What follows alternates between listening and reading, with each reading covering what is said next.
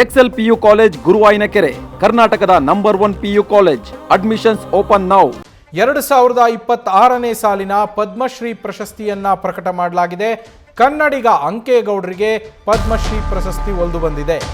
ಸಾಹಿತ್ಯ ಹಾಗೆ ಶಿಕ್ಷಣ ಕ್ಷೇತ್ರದ ಸೇವೆಗಾಗಿ ಅವರಿಗೆ ಈ ಪ್ರಶಸ್ತಿಯ ಗರಿ ಮೂಡಿರುವಂಥದ್ದು. ಮಂಡ್ಯ ಮೂಲದ ಅಂಕೇಗೌಡರಿಗೆ ಪ್ರಶಸ್ತಿ ಒಲಿದು ಬಂದಿದೆ. ಪುಸ್ತಕ ಮನೆ ಗ್ರಂಥಾಲಯವನ್ನ ನಿರ್ಮಿಸಿರುವಂತಹ ಅಂಕೇಗೌಡರಿಗೆ ಈ ಸಾಲಿನ ಪದ್ಮಶ್ರೀ ಪ್ರಶಸ್ತಿಯಲ್ಲಿ ಸ್ಥಾನ ಸಿಕ್ಕಿದೆ. ಪದ್ಮಶ್ರೀ ಪ್ರಶಸ್ತಿ ಅವರನ್ನು ಹುಡುಕಿಕೊಂಡು ಬಂದಿದೆ. ಮಂಡ್ಯ ಜಿಲ್ಲೆ ಪಾಂಡವಪುರ ಗ್ರಾಮದ ಚಿನಕುರಳಿ ಗ್ರಾಮದ ಅಂಕೇಗೌಡರು. ಸದ್ಯ ಅವರಿಗೆ 77 ವರ್ಷ ವಯಸ್ಸು. ಅಂಕೇಗೌಡರಿಗೆ ಪಾಂಡವಪುರದ ಹರಳಹಳ್ಳಿಯಲ್ಲಿ ಪುಸ್ತಕ ಮನೆಯನ್ನು ನಿರ್ಮಿಸಿ ಅವರು ಕನ್ನಡ ಸಾಹಿತ್ಯ ಕ್ಷೇತ್ರಕ್ಕೆ, ಕನ್ನಡ ಅಕ್ಷರ ಕ್ಷೇತ್ರಕ್ಕೆ ಅವರು ತಮ್ಮ ಸೇವೆಯನ್ನು ಸಲ್ಲಿಸ್ತಾ ಇರುವಂಥದ್ದು. ಹರಳಿಹಳ್ಳಿಯಲ್ಲಿ ಪುಸ್ತಕ ಮನೆಯನ್ನು ನಿರ್ಮಿಸಿ 22 ಗುಂಟೆ ಜಾಗದಲ್ಲಿ ಪುಸ್ತಕ ಮನೆಯನ್ನು ಅವರು ನಿರ್ಮಾಣ ಮಾಡಿದ್ದಾರೆ. ಸ್ವಂತ ಮನೆಯನ್ನು ಕೂಡ ಮಾರಾಟ ಮಾಡಿ ಅವರು ಪುಸ್ತಕ ಮನೆಯನ್ನು ನಿರ್ಮಾಣ ಮಾಡಿರುವಂಥದ್ದು. ಅದು ಅವರಿಗಿರುವ ಅಕ್ಷರ ಪ್ರೀತಿ, ಅವರಿಗಿರುವ ಪುಸ್ತಕ ಪ್ರೀತಿ. ಅವರ ಈ ಸೇವೆಯನ್ನು ಮನಗಂಡು ಈಗ ಅವರಿಗೆ ಪದ್ಮಶ್ರೀ ಪ್ರಶಸ್ತಿಯನ್ನು ಕೊಡ್ತಾ ಇರುವಂಥದ್ದು. ಆ ಗರಿ ಅವರಿಗೆ ಮೂಡಿರುವಂಥದ್ದು. ವಿವಿಧ ಭಾಷೆಯ, ಕನ್ನಡಕ್ಕೆ ಪ್ರಾಮುಖ್ಯತೆ ಇದ್ದಾಗಿಯೂ ಬೇರೆ ಭಾಷೆಯ ಸಾಹಿತ್ಯಕ್ಕೂ ಕೂಡ ಅವರು ಅಲ್ಲಿ ಸ್ಥಾನವನ್ನು ಕಲ್ಪಿಸಿರುವಂಥದ್ದು. ವಿವಿಧ ಭಾಷೆಯ 2 ಲಕ್ಷಕ್ಕೂ ಹೆಚ್ಚು ಪುಸ್ತಕಗಳನ್ನು ಸಂಗ್ರಹಿಸಿದ್ದಾರೆ. 1832ರಿಂದ ಹಿಡಿದು ಹಳೆಯ ಹಸ್ತಪ್ರತಿಗಳನ್ನು ಕೂಡ ಅವರು ಸಂಗ್ರಹ ಮಾಡಿದ್ದಾರೆ. 22ಕ್ಕೂ ಹೆಚ್ಚು ಭಾಷೆಗಳ 5000ಕ್ಕೂ ಹೆಚ್ಚು ನಿಘಂಟುಗಳು ಹಾಗೆ ವಿದೇಶಿ ಪುಸ್ತಕಗಳನ್ನು ಕೂಡ ಅಂಕೇಗೌಡರು ಸಂಗ್ರಹಿಸಿರುವಂಥದ್ದು. ಅವರ ಸಂಗ್ರಹದಲ್ಲಿ ಇರುವಂತಹ ಪುಸ್ತಕ ಭಂಡಾರ ಇದು. 5000ಕ್ಕೂ ಹೆಚ್ಚು ನಿಘಂಟು, ವಿದೇಶಿ ಪುಸ್ತಕಗಳು, ಹಸ್ತಪ್ರತಿಗಳು, ಸುಮಾರು 22ಕ್ಕೂ ಅಧಿಕ ಭಾಷೆಯ 5000 ಪುಸ್ತಕಗಳು, 1832ರಿಂದ ಹಿಡಿದು ಇಲ್ಲಿಯವರೆಗಿನ ಹಳೆಯ ಹಸ್ತಪ್ರತಿಗಳು ಕೂಡ ಅವರ ಸಂಗ್ರಹದಲ್ಲಿ ಇರುವಂಥದ್ದು. ವಿದ್ಯಾರ್ಥಿಗಳಿಗೆ, ಸಂಶೋಧಕರಿಗೆ ಹಾಗೆ ಸಾರ್ವಜನಿಕರಿಗೆ ಇವರ ಪುಸ್ತಕ ಮನೆಯಲ್ಲಿ ಉಚಿತ ಪ್ರವೇಶ ಇದೆ. ಅಕ್ಷರ ಜ್ಞಾನವನ್ನು ಇವರು ಹಣಕ್ಕಾಗಿ ಇಟ್ಟಿಲ್ಲ, ಅಕ್ಷರ ಜ್ಞಾನವನ್ನು ಉಚಿತವಾಗಿ ಎಲ್ಲರಿಗೂ ಹಂಚ್ತಾ ಇದ್ದಾರೆ. ತಮ್ಮ ಅಕ್ಷರ ಪ್ರೇಮ ಏನಿದೆ, ಅಕ್ಷರ ಪ್ರೀತಿ ಏನಿದೆ, ಅದನ್ನು ಎಲ್ಲರಿಗೂ ಪಸರಿಸ್ತಾ ಇದ್ದಾರೆ, ಎಲ್ಲರಿಗೂ ಹಬ್ಬಿಸ್ತಾ ಇದ್ದಾರೆ. ಅದನ್ನು ಈ ಅಸಾಧಾರಣ ಸಾಧನೆಯ ಈಗಾಗಲೇ ಲಿಮ್ಕಾ ಬುಕ್ ಆಫ್ ರೆಕಾರ್ಡ್ನಲ್ಲೂ ಕೂಡ ಇದು ದಾಖಲಾಗಿದೆ ಇವರ ಸಾಧನೆ. ಇದೀಗ ಭಾರತ ಸರ್ಕಾರ ಕೊಡಮಾಡುವ ಪದ್ಮಶ್ರೀ ಪ್ರಶಸ್ತಿ ಕೂಡ ಅವರಿಗೆ ಒಲಿದು ಬಂದಿದೆ.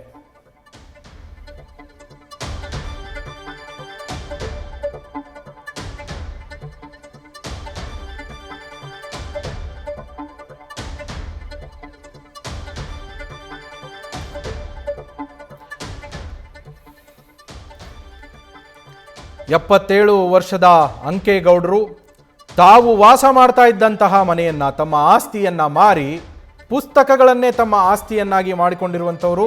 ಪುಸ್ತಕ ಮನೆಯನ್ನು ನಿರ್ಮಿಸಿ ನೋಡ್ತಾ ಇದ್ದೀರಾ ದೃಶ್ಯಗಳಲ್ಲಿ ಗಮನಿಸ್ಬೋದು. ಸಾವಿರಾರು ಪುಸ್ತಕಗಳು ವಿವಿಧ ಭಾಷೆಯ, ಕನ್ನಡವೂ ಸೇರಿದಂತೆ ವಿವಿಧ ಭಾಷೆಯ 5000ಕ್ಕೂ ಹೆಚ್ಚು ಪುಸ್ತಕಗಳು, ಹಳೆಯ ಹಸ್ತಪ್ರತಿಗಳು, 1832ರಿಂದ ಸಂಗ್ರಹಿಸಿರುವಂತಹ ಹಳೆಯ ಹಸ್ತಪ್ರತಿಗಳು, ಹಾಗೆ 22 ವಿವಿಧ ಭಾಷೆಗಳ ನಿಘಂಟುಗಳು ಎಲ್ಲವನ್ನ ಅವರು ಸಂಗ್ರಹಿಸಿ ಪುಸ್ತಕ ಮನೆಯನ್ನು ಮಾಡಿ ಅಕ್ಷರ ದೀವಿಗೆಯನ್ನು ಅವರು ಬೆಳಗ್ತಾ ಇರುವಂಥದ್ದು. ಇದು ಕನ್ನಡಕ್ಕೆ ನಿಜವಾಗಿಯೂ ಹೆಮ್ಮೆ. ಅವರಿಗೆ ಈಗ ಪದ್ಮಶ್ರೀ ಪ್ರಶಸ್ತಿ ಒಲಿದು ಬಂದಿರೋದು. ಲಿಮ್ಕಾ ಬುಕ್ ಆಫ್ ರೆಕಾರ್ಡ್ನಲ್ಲಿ ಅವರ ಹೆಸರು ಈಗಾಗಲೇ ಅಚ್ಚಳಿಯದೆ ಉಳಿದಿದೆ. ಅದಕ್ಕೆ ಮತ್ತೊಂದು ಗರಿ ಭಾರತ ಸರ್ಕಾರ ಕೊಡಮಾಡುವ ಪದ್ಮಶ್ರೀ ಪ್ರಶಸ್ತಿ.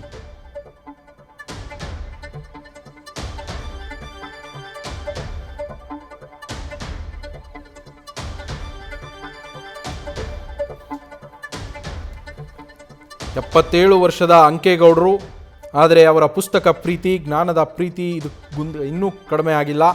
ಅವರು ಈಗಲೂ ಸಹ ತಮ್ಮ ಪುಸ್ತಕ ಪ್ರೀತಿಯನ್ನು ಮುಂದುವರಿಸಿರುವಂಥದ್ದು.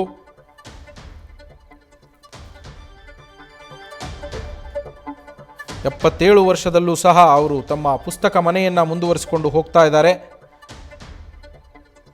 ಇವರು ಮೊದಲಿಗೆ ಸಕ್ಕರೆ ಕಾರ್ಖಾನೆಯಲ್ಲಿ ಟೈಮ್ ಕೀಪರ್ ಆಗಿ, ವೇಳಾಧಿಕಾರಿಯಾಗಿ ಕೆಲಸ ಮಾಡ್ತಾ ಇರ್ತಾರೆ.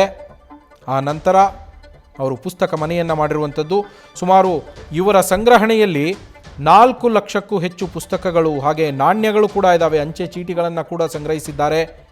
ಇನ್ನೊಂದು ವಿಶೇಷ ಹವ್ಯಾಸ ಇವ್ರದ್ದು, ಲಗ್ನ ಪತ್ರಿಕೆಗಳನ್ನು ಸಂಗ್ರಹಿಸೋದು. ಅಂದರೆ ಮದುವೆಯ ಆಮಂತ್ರಣ ಪತ್ರಿಕೆಗಳು ಏನಿರ್ತವೆ ಅವುಗಳನ್ನು ಕೂಡ ಸಂಗ್ರಹಿಸುವ ಹವ್ಯಾಸ ಇದೆ.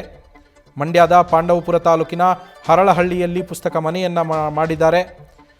ಇಲ್ಲಿ ಸಾರ್ವಜನಿಕರಿಗೆ ಹಾಗೆ ಗ್ರಾಮೀಣ ಪ್ರದೇಶದ ಪುಸ್ತಕ ಪ್ರಿಯರಿಗೆ ಎಲ್ರಿಗೂ ಉಚಿತ ಪ್ರವೇಶವೇ ಇರುವಂಥದ್ದಲ್ಲಿ ಅಂಕೇಗೌಡರು ಇವರು ಮೂಲ ಬಂದು ಚಿನಕುರಳಿ.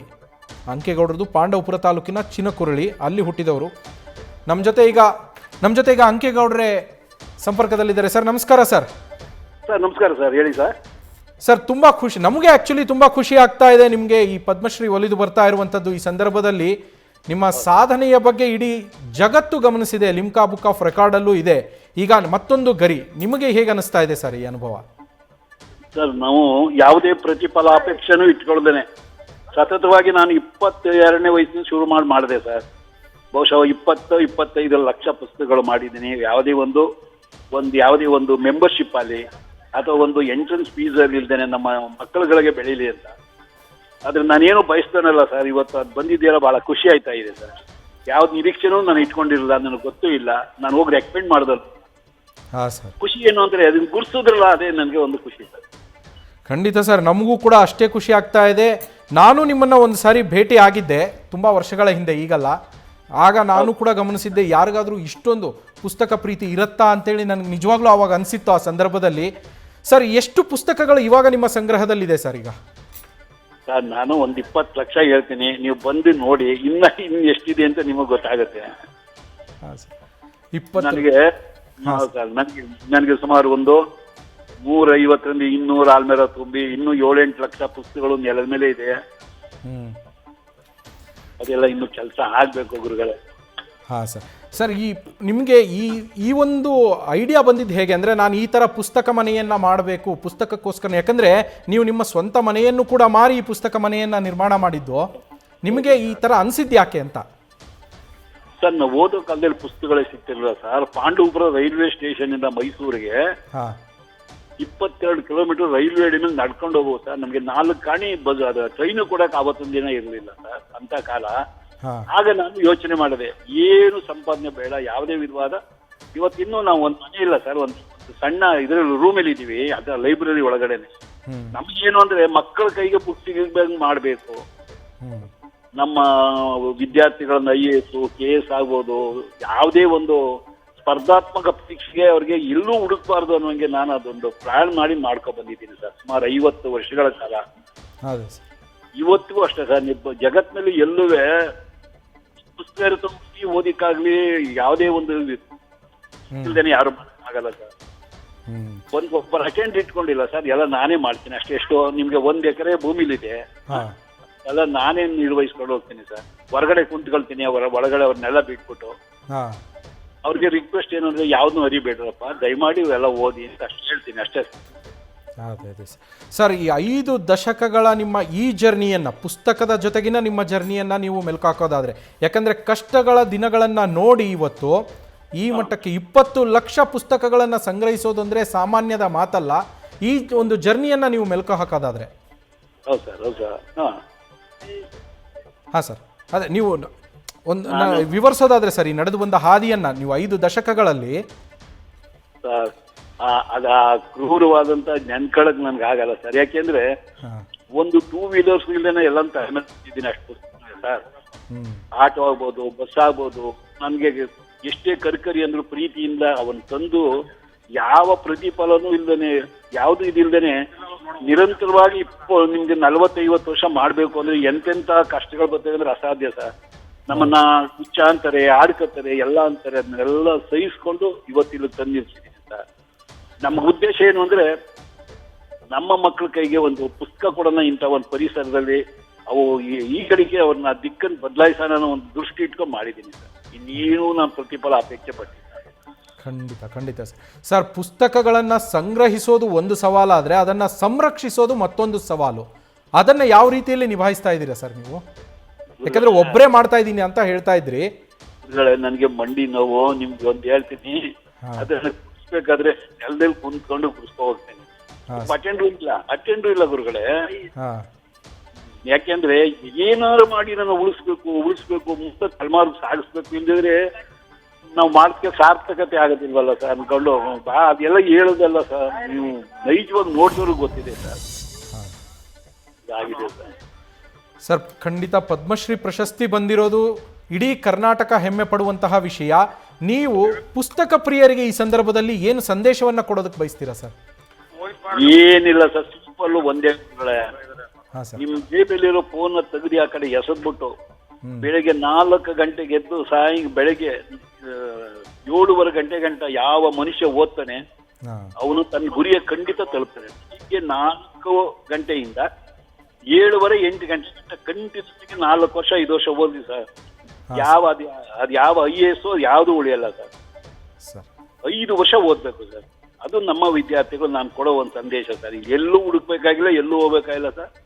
ಮೆಟೀರಿಯಲ್ಸ್ಗೆ ನೇರವಾಗಿ ನಮ್ಮ ಹತ್ರ ಬರಲಿ ಸರ್. ಯಾವುದೇ ದುಡ್ಡಿಲ್ಲ, ಕಾಸಿಲ್ಲ, ಓದ್ಲಿ ಸರ್. ಅಷ್ಟೇ ನಾನು ಕೇಳೋದು ಸರ್. ಖಂಡಿತ sir. Thank you sir, thank you very much sir news first ಜೊತೆ ಮಾತಾಡಿದ್ದಕ್ಕೆ. ನಿಜವಾಗ್ಲೂ ನಿಮ್ಮ ಸಂದೇಶ ಹಾಗೆ ನೀವು ಮಾಡ್ತಾ ಇರುವಂತಹ ಕಾರ್ಯ ಇವತ್ತಿನ ಯುವ ಪೀಳಿಗೆಗೆ ಹಾಗೆ ಪುಸ್ತಕ ಪ್ರಿಯರಿಗೆ ನಿಜಕ್ಕೂ ಪ್ರೇರಣಾದಾಯಕ. ಇದು ಧನ್ಯವಾದಗಳು ಸರ್ ನ್ಯೂಸ್ ಫಸ್ಟ್ ಜೊತೆ ಮಾತಾಡಿದ್ದಕ್ಕೆ.